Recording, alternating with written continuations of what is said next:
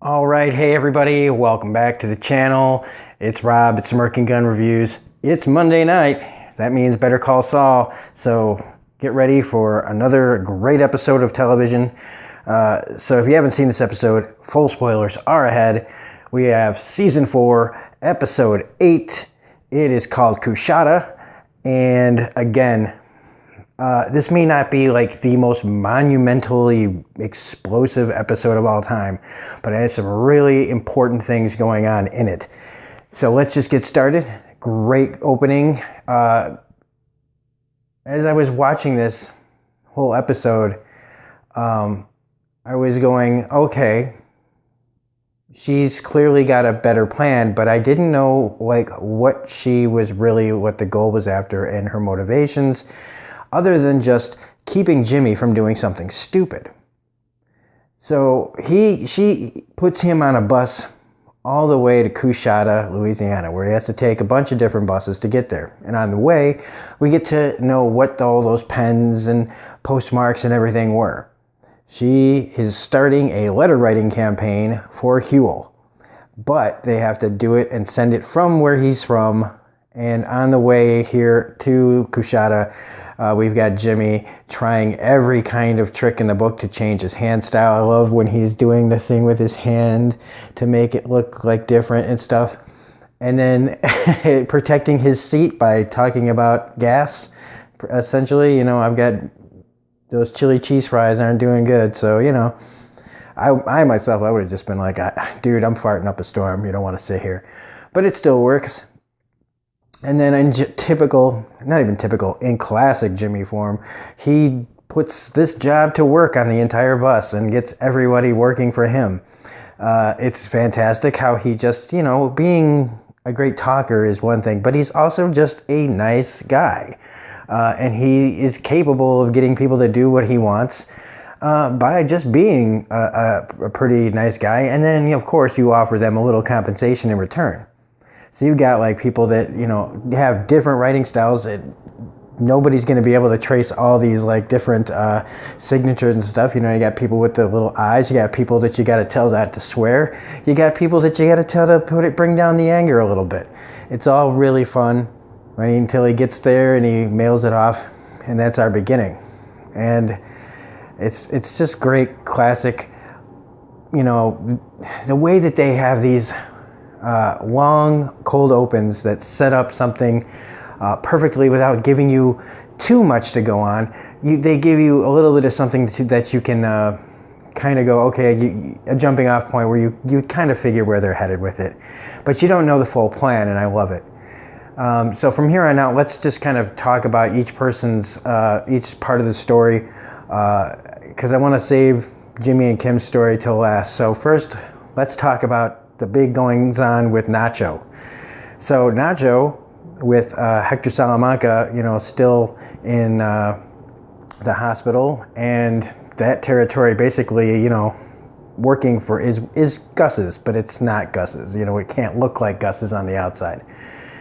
And now Nacho's taken the Hector seat, and good old Domingo, also known as Crazy 8 from Breaking Bad, is in his seat now. We get this. It's pretty clear what's going to happen to this guy. Something not nice is going to happen to this guy that's giving Crazy 8 a light bit of money. You know, he's light on his money. He's light on his drop. And Crazy 8, or I guess he's really Domingo now, before this all, you know, before he goes full Crazy 8. He doesn't do anything about it. He just kind of talks a little hard to him, but not too hard. And this guy, with all the shit in his face and ears or whatever, he's not taking it seriously. And I think it's because without Hector sitting in that chair, there's nothing to be afraid of anymore. You know, you don't have to worry about the old man who is scary. He's a scary dude. And with the, you know, the Bald twins, the Psycho brothers, you know, at his beck and call, yeah, he is scary. So, you know, it's like with the cat away, the mice will play, except now Nacho has to step up. And even though he knows, you know, the full scope of everything with Gus, he still has to play the boss or the underboss, that kind of deal, the acting boss. or so he rips out old dude's piercings on his ear, and I love it. It's great. I mean, guy gets his message, but it's also kind of, well, we'll get to that, and he tells Crazy 8, why didn't you do something? Why am I the one that has to do it? So he's stepping up. He's showing that he's, taking charge.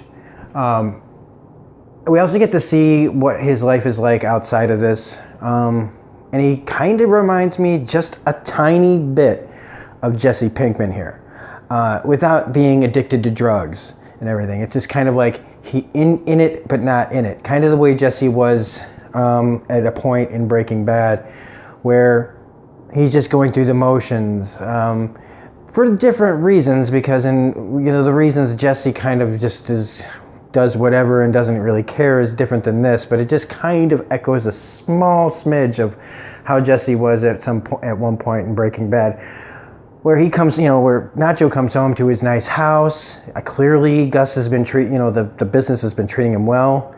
And, he's got girls there waiting for him. And, and that, one of those things that reminded me of Jesse was, he's just kind of tossing the drugs around and not really giving a shit, kind of tuned out. And, he goes to his safe and everything, and he's got those IDs. And that part kind of made me wonder what else was going on. I think that might have been the IDs that Hector had or something. I'm not 100% sure. If somebody else knows exactly why those IDs were important, go ahead and put that in the comment section. And then we get to see that there's not, all the Salamancas aren't dead. There is another Salamanca. So I was kind of wondering, how close are we to the Breaking Bad timeline because of what is going on with Hector? I mean, Hector is basically going to be in that chair with the bell pretty soon, but not until we meet, I believe it's his brother named Eduardo, who shows up at the restaurant, and he's full of life, and he's very energetic. But I think that that's just a part of him.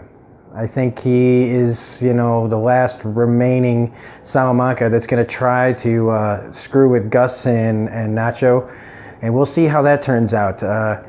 Nacho's not too happy to see this guy. So let's move on to Mike's part of the story, Mike and Gus's part of the story, and the Germans. Well, a little R&R is what Mike gave them. I kind of question Mike's choices here. And I kind of question the writers' choices that Mike is making right now. They feel a little anti-Mike. Me personally, my opinion, okay, before anybody jumps down my throat, I don't think Mike would let them go to a strip club and to a bar. I just don't see it. I can see Mike bringing girls to them so he can control the situation better. You know what I'm saying? I don't see him kind of leaving any of these guys, especially Kai, to his own devices, where he's got to be here and check on them, and then he sees that Werner is not having a good time, so he takes him to another bar where they can relax a little bit. It just seems a little too, like, Mike doesn't take chances. And I feel like this is just because they need some R&R. I think he would have figured out a different way. I'm just going to disagree with the writing here a little bit, but that's just me. If anybody wants to rip my head off over this situation, go ahead. I don't care. I just don't think Mike takes chances. And as we see what happens, Kai, of course, takes a girl out, outside and to get his own private dance, which probably means he was trying to pay for her to have sex. And it sounds like something kind of bad got a little rough. So these guys want to call the cops. And without Mike there, he gets them out of it. But again, I just don't know why Mike would put them in that situation or ever leave Kai. Now, I know he had his guys watching them, but his guys are his guys. Mike is Mike. And it's like, yeah, so he leaves Werner there thinking everything is fine. But when he goes back, there he is sitting with some guys drawing up specs on a a coaster. Jesus Christ. And even though that may not be a big deal, you can't take chances like that, showing anybody anything that might resemble what they're actually doing. And even if Mike may not personally care about that, he knows who he works for, which is Gus Fring. He will care. He will care about those small details. He will consider these people loose ends. And I know that this is Mike going into protective mode. You know, he considers these guys that are working on this super lab to be his guys too, in a certain form. And to and mostly, with their boss Werner. So he's trying to keep this together without ending badly. And that's where I feel like maybe the choice that the writers and the creators of this show are going is so, because there has to be some sort of eventually, like, something I don't think very nice is going to happen to these guys that are working on the lab. And I think that they wanted the story to go in that direction and kind of ignored some of the character that, like what I'm saying is, like, choices that we know Mike would probably make. They're not being made here for the sake of story, because I really do think something bad's going to happen to these guys in the end, and that I don't think Mike's going to be able to protect them from Gus. Now, as we know, for minor spoilers for Breaking Bad, this doesn't seem to hurt Gus and Mike's relationship. They seem to be pretty solid on that show, so I'm not 100. This show keeps surprising me, and as we'll talk about here in a minute, it really continues to surprise me to the extent that I have to go back on something I said.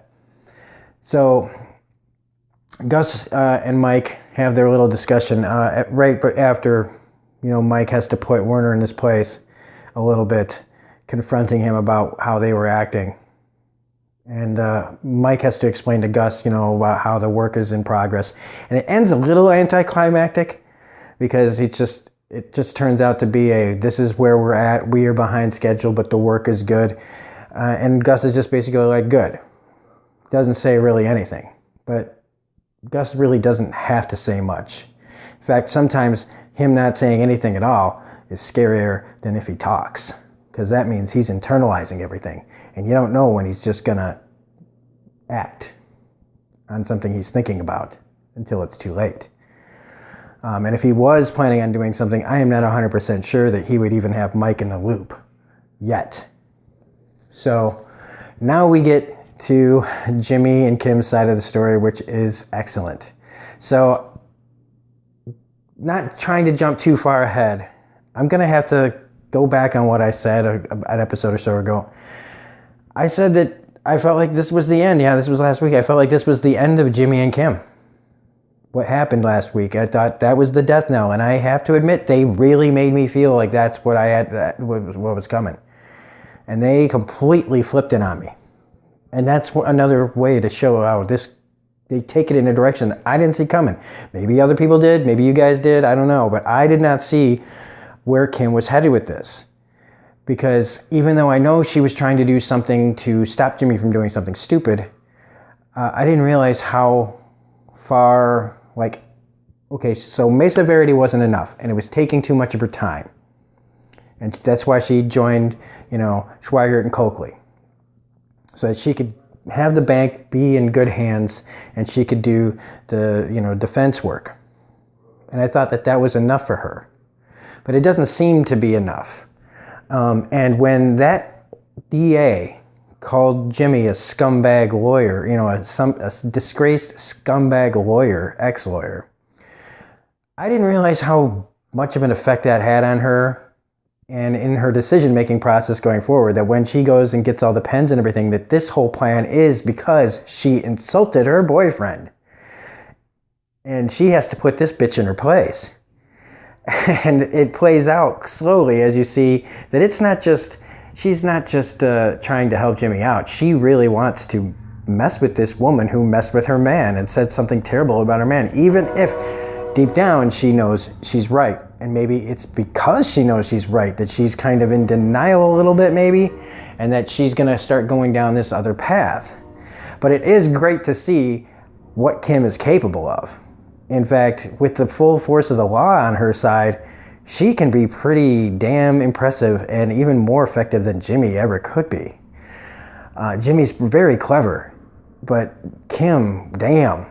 Okay, so she gets all her associates from, Schweigert and Coakley to, first, let's try to get this lawyer to back down through the legal ways. We're going to try to back it up in the courts. We're going to give Huell Babineau's case a lot more attention than it needs.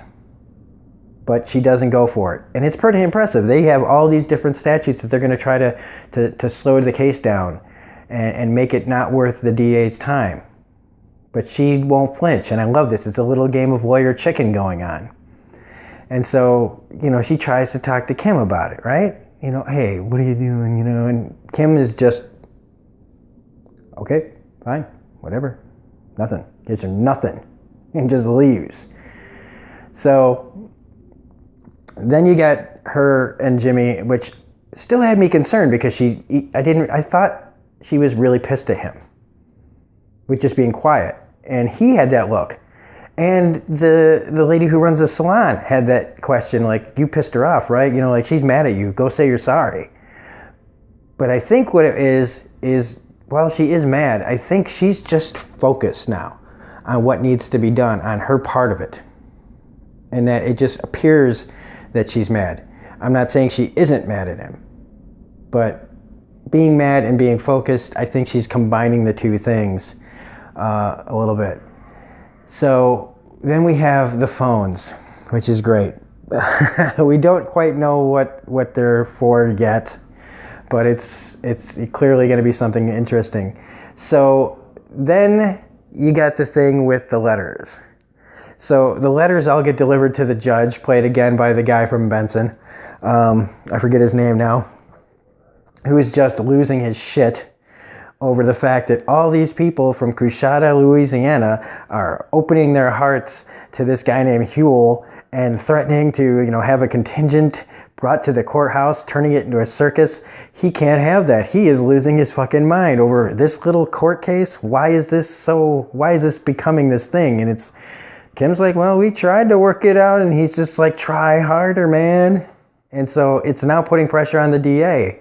So she grabs a bunch of the letters and she's trying to figure out what makes this guy so special. What have we missed? And this is where Jimmy comes in. So a bunch of the letters have a phone number in them, different phone numbers, different signatures going through, they've got a website that they've set up that all show Huell and doing little jobs with a nice big smile on his face. And the work that they've put into this, just to get Huell off. And Kim, this is Kim's baby, man. This is not Jimmy. And so she starts calling the numbers.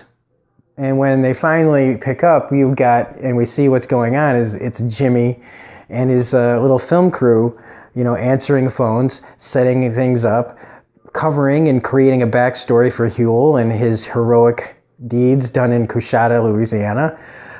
When they get to where he has to pretend to be the pastor, and Bob Odenkirk. If you've never seen Mr. Show with Bob and David, this voice that he does a lot on that show, and he's so great at being different characters and just being like such a great improviser that even if this wasn't scripted, I mean, Bob Odenkirk just owns these kind of scenes where he doesn't sound like he's reading from a script. It's fucking brilliant. I love this man so much. I love him. And so the more that they pour on this DA, the less and less that they can do. And when he finally tells the DA that they're bringing like charter buses to the court, it's just too much. They finally wore her down to a little nub where she just gives her whatever she wants, and that's like no jail time, probation. Just, it's beautiful. It's a beautiful thing to watch. And that's when I realized Kim, this whole plan is just as crazy as anything Jimmy, not just in that moment, but I was enjoying it so much that it hadn't sunk in how much Kim was enjoying herself. And it's also bad because Kim, something's wrong. And again, all this stuff that's happening since Chuck's death, where nothing she does is able to fill fill whatever's missing inside her that's making her feel terrible about everything. But she's enjoying this, and that's why they start making out, and they go home and they have they have sex. I don't know why I'm like beating around the bush, but they seem to be fine. They seem to be good. It seems to be that this little caper was just what they needed. So it's crazy that, he's now looking for, a new office, and she goes to her office. And this, to me, this shot was the most important part of the episode as far as our main Jimmy story and, Better Call Saul storyline goes. She pulls out the top of the lid to the tequila bottle that they got when they were scamming that dude. And it just reminded her of how great it felt to get over on people, the way Jimmy used to do all the time. And you think, she's just having a little reminiscent or whatever, but I knew right then and there, this isn't it. This is bad. Because now she really is, now that she sees how far she can go and what she can accomplish by doing things the Jimmy way, holy shit, it's going to be like a drug. Because as we see, she puts the little thing away, but when she goes to see Jimmy and he's like, no more, we're done, that's it, all right, I get it. I'm going to, I got my law practice coming back. We won't do this. I threw this at you. It was all my fault, blah, blah, blah. And she goes, let's do it again. And that's the great ending to this episode. And now I have to admit, yeah, maybe their relationship isn't done. Okay, not maybe. Their relationship isn't done. But now that she's going down that same Jimmy road, starting to, and surprising the hell out of me that she's going down this road, now it's starting to feel like maybe this is what happens to Kim. That maybe she takes the Jimmy way a little too far and ends up getting disbarred or something. But these are all just, little ideas that you can come up with. You can start trying to put the dots together for what'll happen to her. But with the show being able to flip it on me and have her being the one that's going like, let's do more scams, I don't know. Anything's possible. So I can't wait. We've only got 2 episodes left. Then we got to wait another freaking forever. Who knows when the show will be back, because it was already late as it was this year. But it's worth the wait no matter what. This is still like one of the greatest shows on TV right now. And that's it. So I can't wait for next week. The trailer looks amazing. And again, completely out of context, almost every single part of it, which I love. So anyway, speaking of love, if you liked this video, please hit the like button. Comments, love them, give them to me. I want to talk about it. Share if you got anybody that likes this show and doesn't have anybody to talk about it with. Subscribe. We are 10 away from 300. I can't believe it. 10 away from 300. Now, I know that's small potatoes, but to me, that's freaking amazing. That means we've grown almost 100 subscribers in like less than 2 months. So fantastic. Hit the bell for any notifications. The bell that I always point to that's never there because I do this low tech. And that's about it. So this is Rob at Smirking Gun Reviews saying we will see you next Monday. Thank you again for everybody for all the support that you guys give me on this channel. I fucking love you guys. Check out any of my other videos. We got a ton of them. And that's it. We'll see you later. Have a great night. Bye.